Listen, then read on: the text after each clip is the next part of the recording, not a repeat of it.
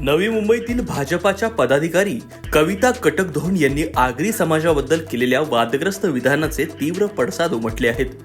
बोलबाला न्यूजनं हा विषय लावून धरताच आणि समाज माध्यमांवर टीकेची झोड उठल्यानंतर अखेर कविता कटकधोण यांना झुकावे लागले आहे. त्यांनी एक व्हिडिओ जारी करत आगरी समाजाची जाहीर माफी मागितली. नमस्कार, मी कविता कटकधोण. मी आगरी समाजाकडून तुमची माफी मागते सगळ्यांची. माझं विधानामुळे काही सगळ्यांना आगरी समाजाचे मन दुखावली असतील, त्याच्यासाठी मी माफी मागते सगळ्या आगरी समाजाची. यापुढे असं कधी होणार नाही. मी एका काँग्रेसच्या विधानासाठी ते बोलायला गेली होती, पण त्यासाठी काही चुकून माझ्या अशब्द निघाले असतील, तर त्यासाठी माफी मागते मी सगळ्या आगरी समाजाची. थँक्यू. या प्रकरणात नवी मुंबई भाजप कायदा आघाडीचे मंगळ घरत यांनी अत्यंत महत्त्वाची भूमिका बजावली आहे.